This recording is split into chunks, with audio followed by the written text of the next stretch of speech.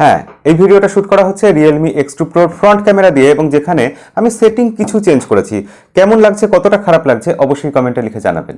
এবং ভিডিওর মূল প্রসঙ্গে যাওয়ার আগে আপনাদের সবাইকে স্বাগত জানাই আপনার নিজস্ব চ্যানেল টেক সাইগাইতে। আমি অভ্র এবং আজকের ভিডিওর মূল প্রসঙ্গ Vivo U20। এই ফোনটা নিয়ে আমাদের খুব আগ্রহ এবং কেন এত আগ্রহ এই প্রশ্নটা আপনাকে আমি করব এবং এই আগ্রহের কারণ যেটা তার উত্তরটা আমিই দিই। এখানে আগ্রহের মূল কারণ যেটা যে এই দামে আমরা প্রথমবার পাচ্ছি কোয়ালকম স্ন্যাপড্রাগন 675 প্রসেসর এবং তার সাথে থাকছে UFS 2.1 স্টোরেজ টাইপ, যার ফলে এই ফোনটা প্রচণ্ড ফাস্ট হওয়ার কথা, গেমিংয়ের জন্য একদম পারফেক্ট এবং আইডিয়াল ফোন হওয়ার কথা এই দামে। এবং এইসব ক্ষেত্রে যা দেখা যায় কোম্পানি এই দুটো জিনিস ভালো দিয়ে বাকি জিনিসগুলোতে কিছু ঘাটতি রেখে দেয়, কিন্তু এখানে সেই কম্প্রোমাইজগুলো করেনি ভিভো। কারণ এখানে দিয়েছে 5000 mAh ব্যাটারি, সাথে দিয়েছে 18 ওয়াটের ফাস্ট চার্জার। সেক্ষেত্রে মাইক্রো এসডি কার্ড স্লট নিশ্চয়ই দেয়নি না, এখানেও দিয়েছে মাইক্রো এসডি কার্ড স্লট। এবং এই ফোনটার ডিসপ্লে ভালো, ফুল এইচডি প্লাস ডিসপ্লে দিয়েছে। এই সেগমেন্টে রিয়েলমি যেখানে একটা বড় রকম ব্লান্ডার করছে বলে আমার লাগছে, তারা এইচডি প্লাস ডিসপ্লে দিচ্ছে, সেখানে কিন্তু ভিভো দিয়ে দিয়েছে ফুল এইচডি প্লাস ডিসপ্লে। ফোনটার তাহলে অভাব অভিযোগ কোথায় রয়েছে? ফোনটার খারাপ কি কিছুই নেই? আসুন আমরা আজকের ভিডিওতে পুরোটা আলোচনা করে দেখব। তবে ফোনটা আমি মাত্র 24 ঘন্টা হলো হাতে পেয়েছি, ফুল রিভিউ এত কম সময়ে দেওয়া সম্ভব না। আমার কেমন লেগেছে ইনিশিয়ালি ফোনটা ইউজ করে এবং আমার মতামত কি সেটাই আজকের ভিডিওতে আমরা আলোচনা করব।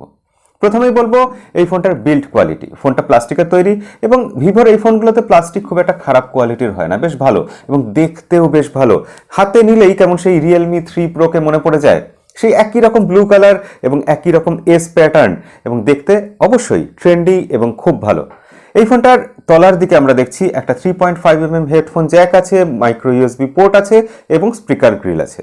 এই মাইক্রো ইউএসবি পোর্ট নিয়ে আপনাদের একটা কথা বলে নিতে চাই যে ইউএসবি টাইপ সি পোর্ট থাকাটা ভীষণই ভালো, খুব ভালো। আমি সবসময় এই ব্যাপারটাকে এনকারেজ করি, কিন্তু এটা শুধুমাত্র ইউনিভার্সাল চার্জিং ছাড়া এই লো বাজেটের ফোনের ক্ষেত্রে অতটাও কাজের জিনিস নয়।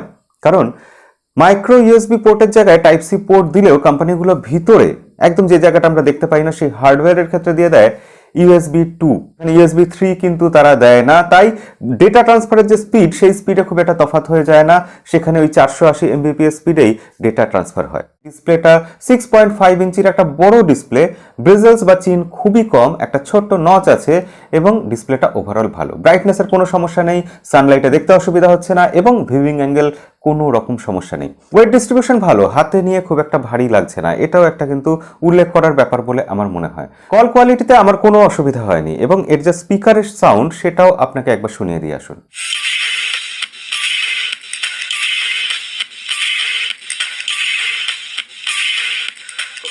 আজকে একটু টেনশনে আছি, বেশ টেনশনে আছি, কারণ ইউটিউবের যে ক্রিয়েটার্স ওয়ার্কশপ হয় সেই ওয়ার্কশপে আজকে আমাকে ইনভাইট করেছে, কলকাতায় হবে।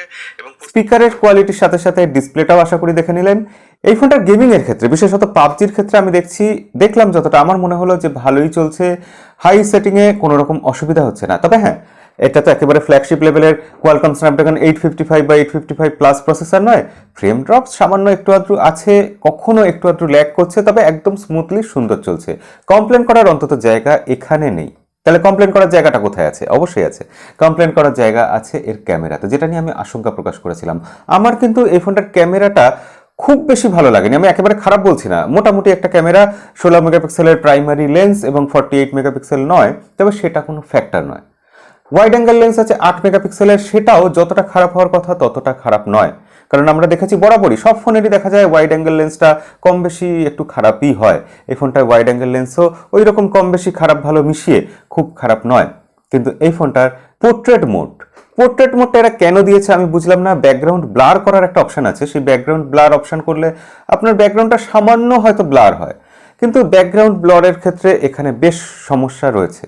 তাই পোর্ট্রেট মোডে সেটা ফ্রন্ট ক্যামেরা হোক বা ব্যাক, আপনার কিন্তু খুব একটা সুবিধাজনক কিছু রেজাল্ট আসবে না। আমার মনে হয় এটা সফটওয়্যারের একটা বড়সড় সমস্যা রয়েছে, যেটা সফটওয়্যার আপডেট আসলে একেবারে ঠিক হয়ে যাবে। কারণ কখনোই হতে পারে না একটা ফোনে একটা ডেডিকেটেড পোর্ট্রেট ক্যামেরা আছে, বোকে এফেক্টের জন্য একটা ডেডিকেটেড ক্যামেরা দিয়ে দিয়েছে, অথচ পোর্ট্রেট মোড কাজ করছে না, এটা আমার মনে হয় না। ক্যামেরাতে প্রচুর অপশন আছে এবং এর ক্যামেরা যেটা, সেটা আমার মনে হয় অন্তত একবার কম্পেয়ার করে দেখা দরকার Redmi Note 8 আর Realme 5S এর সাথে, কারণ এই দুটো ফোনই এর কম্পিটিটর আপাতত।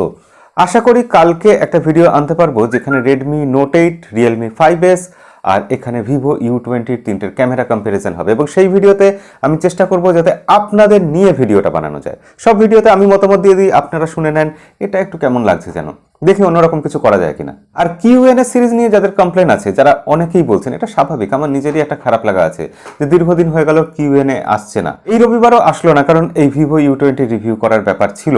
আমি আজকেই ফেসবুক, ইনস্টাগ্রাম এবং আমাদের এখানে কমিউনিটিতে, ইউটিউবের কমিউনিটিতে একটা পোস্ট দিয়ে দেবো। সেখানে এই ভিডিওর নিচে নয় কিন্তু, সেই তিনটে জায়গায় আপনি কমেন্ট করবেন, আপনার প্রশ্ন দেবেন। তো যে কথা হচ্ছিল ভিভো U20 ক্যামেরাতে আমি ভিডিও ক্যামেরার ক্ষেত্রে দেখছি ভিডিও ক্যামেরার কোয়ালিটি ঠিকঠাক, স্লো মোশন মোড যেটা, সেটা একেবারে হাস্যকর রকম বাজে এবং সেটা বোঝাই যাচ্ছে কৃত্রিমভাবে স্লো মোশন করা হয়েছে। এই ফোনটাতে ফান টাচ ওএস আছে এবং তার র্যাম ম্যানেজমেন্ট যেরকম হওয়া উচিত সেরকমই, খুব ভালো না, খুব খারাপ নয়। এবং ফান টাচ ওএসে বেশ কিছু সমস্যা হতো, যেমন নোটিফিকেশন বা সেটিং নামাতে হলে ওপর থেকে নামিয়ে ড্রপ করে আমরা নামাতে পারতাম না, তলা থেকে তুলতে হতো। ওই আইফোনের নকল করতে গিয়ে সব ঘেটে রেখে দিয়েছিল। এবং প্রচুর অপশান আছে, প্রচুর অপশান ছিল, আরও বেড়েছে। কিন্তু এই ফান টাচ ওএসে এখন একটা আপডেট আসার পর অপশান আরও বেড়েছে এবং আগের মতো সমস্যা অতটা নেই, অনেকটা ইমপ্রুভ করেছে ফান টাচ ওএস। এই ফোনটা অ্যান্ড্রয়েড পাইয়ের ওপর রান করছে, আশা করা যায় অ্যান্ড্রয়েড 10-এরও আপডেট পেয়ে যাবেন। তবে ভিভো আপডেট খুব একটা ভালো দেয় না, ভরসা করা যায় না। এই ফোনটা বাংলাদেশে আর ইন্ডিয়াতে দাম কত? প্রথম কথা হচ্ছে এই ফোনটার ইন্ডিয়াতে দাম 11,000 রুপির মতো। এই দামে এই ফোনটা একদম ঠিকঠাক বলে আমি মনে করবো, দাম বেশি নয়, কমও নয়। এবং এই ফোনটা বাংলাদেশে যখন যাবে আমার ধারণা এটা 15 থেকে 16,000 টাকা দাম হওয়া উচিত। কিন্তু এই ফোনটা বাংলাদেশে কি অফিসিয়ালি লঞ্চ করবে? দেখুন, এই ফোনটার সেটিংয়ে আমি যখন সেটিংটা ফার্স্টেই সেট আপ করতে গেলাম, এখানে দেখলাম বাংলাদেশ এইসব অপশান দেখাচ্ছে এবং বহু দেশের অপশান দেখাচ্ছে। আমার ধারণা এই ফোনটা আপাতত অনলাইন সেন্ট্রিক হলেও বাংলাদেশে এই ফোনটা ভিভো আনবে, সেটা তাদের প্ল্যানের মধ্যে আছে। দেখা যাক, বাংলাদেশে আমার মতে এই 2019 সালে না হলেও 2020 সালের জানুয়ারি মাসে এই ফোনটা লঞ্চ করতে পারে। তবে আপাতত এই ডিসেম্বর মাসেই আপনারা বাংলাদেশে আনঅফিসিয়ালি এই ফোনটা পেয়ে যাবেন, সে বিষয়ে কোনো সন্দেহ নেই। তাহলে আর সেরকম কি বাকি থাকলো? যা বাকি থাকলো সব হবে রিভিউতে এবং ক্যামেরা কম্প্যারিজনে। আজকের ভিডিও কেমন লাগলো সেটা লাইক করে জানাবেন, আর ভালো না লাগলে ডিসলাইক করতে কিন্তু ভুলবেন না। আর চ্যানেলে নতুন হয়ে থাকলে সাবস্ক্রাইব বাটনটার সাথে বেল আইকনটা প্রেস করে দেবেন। দেখা হবে পরের ভিডিওতে। আজকের মতো বিদায়।